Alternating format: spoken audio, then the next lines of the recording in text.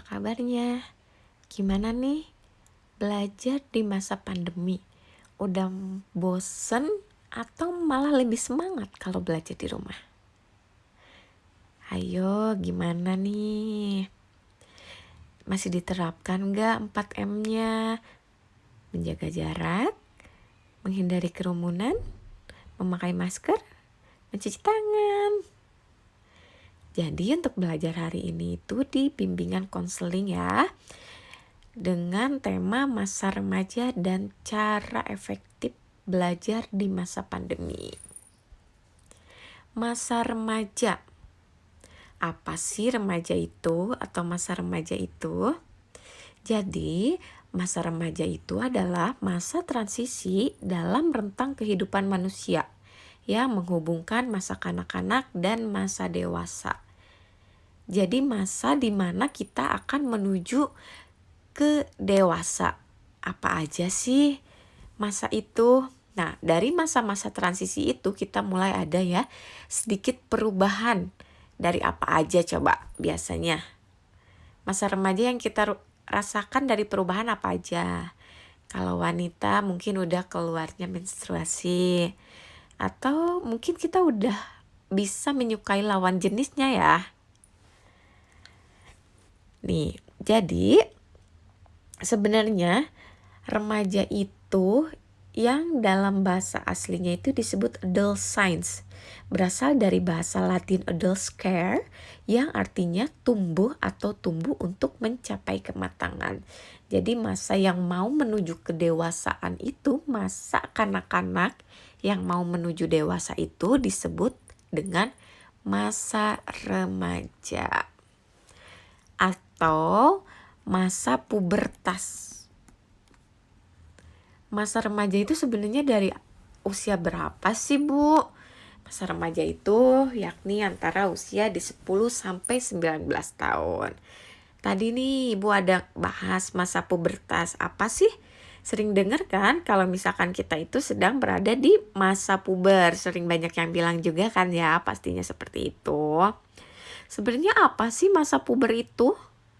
Nih, jadi puber itu, puber atau pubertas atau puberti ialah suatu periode di mana kematangan kerangka dan seksual terjadi secara pesat, terutama pada awal masa remaja. Kata pubertas berasal dari kata Latin yang tadi dijelaskan, yaitu usia kedewasaan. Kata ini lebih menunjukkan pada perubahan fisik daripada perubahan perilaku yang terjadi pada saat individu secara seksual menjadi matang dan mampu memperbaiki keturunan. Jadi perubahannya itu kalau misalkan secara dari fisik mungkin dari perempuan itu udah ada mulai tumbuhnya tumbuhnya payudara, keluarnya menstruasi, atau mungkin biasanya dari cowok-cowoknya itu, anak-anak cowok biasanya suaranya udah mulai berubah ya. Jadi kayak yang dari biasanya menye-menye, jadi suaranya lebih keluar ya kalau untuk di masa pubertas itu.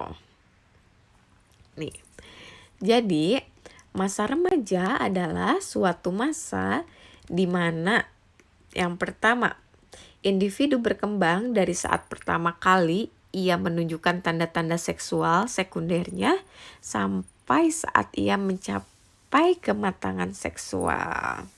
Yang sudah tadi dijelasin lagi ya, masanya kayak perubahan suara, keluarnya menstruasi, atau kita bisa udah mulai menyukai lawan jenis, itu yang disebutkan dengan perubahannya tanda-tanda seksual. Untuk yang kedua itu adalah individu mengalami perkembangan psikologis dan pola identifikasi dari kanak-kanak menjadi dewasa. Perubahan psikologisnya itu seperti apa sih? Perubahan psikologisnya biasanya yang dari mulai kanak-kanaknya Atau mulai dari SD-nya tuh masih manja-manja ke orang tuanya, masih makan suka disuapin, atau tidur masih harus ditemenin, mungkin mandi juga masih harus disuruh. Nah, untuk menuju masa pubertas ini, untuk di masa pubertas ini, kemungkinan sudah berubah. Tidak seperti itu lagi. Kayak untuk makan, sudah mulailah makan sendiri, nggak perlu nungguin mamanya nyuapin. Atau berangkat sekolah, udah nggak perlu dianterin. Udah bisa bareng sama teman-temannya. Gitu. Untuk yang ketiga ini adalah terjadi peralihan dari ketergantungan sosial ekonomi yang penuh kepada keadaan yang relatif lebih mandiri. Misalnya nih, kalau masih masuk sekolah ya, kita dikasih jajan sama mamanya tuh 10.000. Nih, satu hari itu 10.000. Jadi gimana sih caranya kita 10.000 itu bisa kita pakai di sekolah dan bisa kita gunakan di rumah juga. Jadi caranya biasanya kita itu karena kita udah menuju ke masa dewasa, sedang berada di masa puber ini atau di masa transisi ini, jadi kita lebih bisa mengolah atau mengelola keuangan kita itu. Jadi misalnya yang 10.000 itu mungkin ya waktu jajannya SD 10.000 habis aja di sekolah gitu. Di rumah minta lagi. Nah, untuk yang di masa ini udah bisa gimana sih caranya yang di rumah juga biar bisa kita jajan. Caranya misal kita dibagi 2 nih. Ya udahlah di sekolah saya jajan aja nih 5.000. Karena kan di rumah suka jajan juga. Jadi buat di rumah 5.000, buat di sekolah 5.000. Nah, ini yang dimaksud dengan peralihan dari ketergantungan sosial ekonomi atau kita lebih bisa mandiri lagi.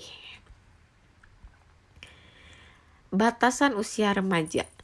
Apa sih batasan usia remaja itu atau berapa aja sih batasan-batasannya? Nih. Jadi, berdasarkan tahapan perkembangan individu dari masa bayi hingga masa tua, itu masa remaja dibagi menjadi 3 tahapan. Yang pertama ada masa remaja awal, masa remaja pertengahan, dan masa remaja akhir. Jadi, untuk masa remaja awal itu kriterianya kalau untuk perempuan yaitu di usia 13 sampai 15 tahun dan pada laki-laki yaitu 15 sampai 17 tahun. Kalau kriteria usia remaja pertengahan pada perempuan 15 sampai 18 tahun dan pada laki-laki yaitu 17 sampai 19 tahun. Nih, sedangkan kriteria masa remaja akhir pada perempuan yaitu di 18 tahun dan laki-laki 18 sampai 21 tahun dan pada laki-laki 19 sampai 21 tahun. Kira-kira nih coba dihitung lagi usianya ada di tahapan batas usia remaja. Yang mana? Yang remaja awal, remaja pertengahan, atau mungkin bahkan kita sedang berada di masa remaja yang akhir. Coba dihitung lagi. Nih untuk yang terakhir, Ibu ada cara kasih tips 5 tips cara belajar efektif di rumah di masa pandemi COVID-19 ini. Apa aja sih 5 tipsnya itu?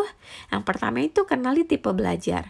Tipe belajar kita itu berbeda-beda ya. Kita mungkin gak sama juga tipe belajarnya sama teman kita atau sama adik kita. Mungkin kita lebih tipe belajarnya itu yang menyukai ketika belajar kita harus dengerin musik. Atau mungkin juga kita ketika belajar itu harus dalam keadaan yang tenang. Itu yang dimaksud dengan kenali tipe belajar kalian itu seperti apa.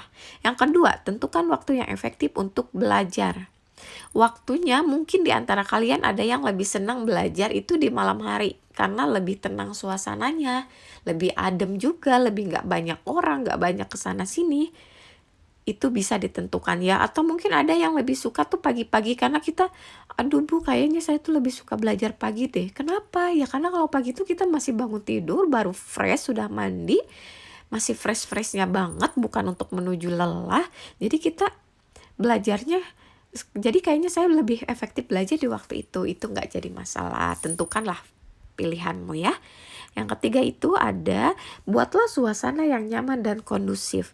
Jadi kita untuk belajarnya itu kita membuat suasana belajar yang nyamannya dulu. Mungkin kita dengan suasana yang nyaman, misal kita mencari tempat yang nyamannya itu seperti di kamar. Karena apa? Karena kalau di kamar kita bisa menyendiri, misalnya nggak digangguin ade atau apa. Atau mungkin kalau misalkan kita belajar harus di atas kasur, atau mungkin memang kita belajarnya memang harus di meja belajar yang lebih formal, itu nggak jadi masalah asal kita tetap belajar dan tetap semangat. Yang keempat, ada pahami materi bukan menghafal. Kok bukan menghafal sih, maksudnya gimana gitu kan? Sebenarnya kita bukan gak boleh menghafal ya, kita menghafal ya boleh-boleh aja, cuma lebih baik, alangkah lebih baiknya kita memahami materi. Jadi kita dibaca, caranya itu kita membaca, kita merem, bayangkan, dipahami apa sih maksud kata-kata dari ini, apa sih maksud ini gitu. Dan simpen, bayangkan, itu kita akan jauh lebih mudah paham daripada kita sistemnya yang menghafal bolak-balik kejedot sedikit lupa gitu. Nih, untuk yang terakhir tipsnya adalah menjaga kesehatan. Ya dong, kita kan mau belajar, jadi pastinya kita harus sehat. Nah, gimana sih caranya? Jangan lupa olahraga, makan makanan yang bergizi. Yang penting sayuran sama buah. Ada juga proteinnya, bisa dari ayam atau ikan. Seperti itu. Jangan lupa mandi juga dan jangan lupa sholatnya ya. Untuk videonya yang lebih jelas dari tips cara belajar 5 efektif di rumah ini, ada link YouTube-nya. Nanti Ibu share, kalian diklik aja ya baru nonton. Terima kasih untuk pembelajaran.